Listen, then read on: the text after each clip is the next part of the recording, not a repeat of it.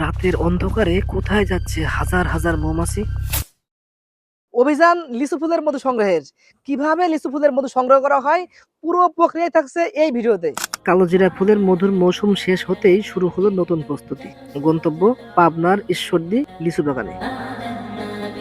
দূরপথের যাত্রার আগে প্রতিটি মৌবাক্স শক্তভাবে প্যাকেজিং করা হলো। লোহা বা পিন আর জালের সাহায্যে এমনভাবে আটকানো হলো যেন কোনো মৌমাছি বাইরে বের হতে না পারে এবং যাত্রাপথে কোনো সমস্যা না হয়। তখন প্রচন্ড গরম। অনেক মৌমাছি তখনও ছিল বক্সের বাইরে। পানি ও হালকা ধোঁয়ার সাহায্যে ধীরে ধীরে তাদের ফিরিয়ে আনা হলো নিজেদের ঘরে। সন্ধ্যা নামছে আর একে একে মৌমাছিরা ফিরে আসছে নিজেদের ঠিকানায়। সময়টা ছিল পবিত্র রমজান মাস। সারাদিনের ব্যস্ততার মাঝেও আমরা সবাই মিলে মৌবাক্সের পাশে ইফতার করলাম। খোলা আকাশের নিচে পুরো টিমের একসাথে সেই মুহূর্তটা সত্যি ছিল অসাধারণ এক অনুভূতি। সব মৌমাছি যখন বক্সের ভিতরে ফিরে এলো তখন প্রবেশ মুখগুলো ফোম দিয়ে বন্ধ করে একে একে গাড়িতে তোলা হলো সব বাক্স।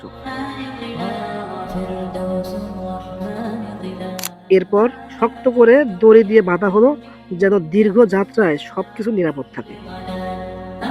এখন রাত প্রায় 8টা বাজে।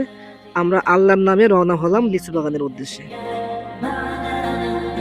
আমাদের পথ ছিল দীর্ঘ, প্রায় 3-4 ঘন্টা জার্নি করে অবশেষে আলহামদুলিল্লাহ আমরা পৌঁছে গেলাম আমাদের গন্তব্যে। এক এক করে নামানো হলো মৌবাক্সগুলো। সুন্দরভাবে বাগানে স্থাপন করে খুলে দেওয়া হলো মৌমাছিদের প্রবেশ মুখ।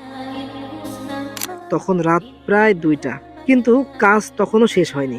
এখন তৈরি করতে হবে থাকার জায়গা। ধীরে ধীরে তৈরি হলো আমাদের অস্থায়ী তাঁবু।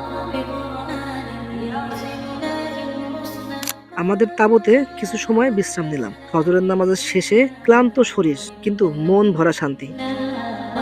সকাল হতেই দেখা গেল হাজার হাজার মৌমাছি ছুটে যাচ্ছে লিচু ফুলের দিকে, এক ফুল থেকে আরেক ফুলে। প্রকৃতির এই দৃশ্য সত্যি মন ছুঁয়ে যাওয়ার মতো। যেভাবে বাক্সগুলো প্যাকেজিং করে আনা হয়েছিল সেগুলো ধীরে ধীরে খুলতে শুরু করলাম আর দেখতে পেলাম মাশাআল্লাহ, মৌমাছিরা খুব ভালো মধু সংগ্রহ করছে। আলহামদুলিল্লাহ, অল্প কিছুদিনের মধ্যেই আমরা খাঁটি লিচু ফুলের মধু সংগ্রহ করতে সক্ষম হলাম।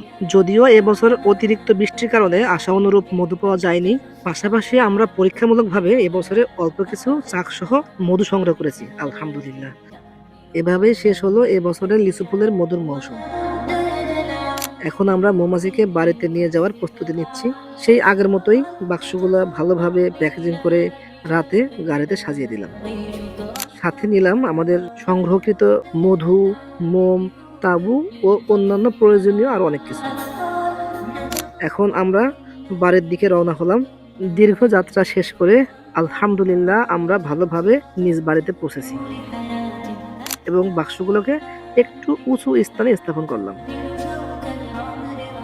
আমরা নিজেরা যা করি সবকিছুই ক্যামেরা বন্দি করে আপনাদের সামনে তুলে ধরার চেষ্টা করি, যেন আপনারা জানতে পারেন খাঁটি মধুর পেছনে কতটা পরিশ্রম, সময় আর ভালোবাসা লুকিয়ে থাকে।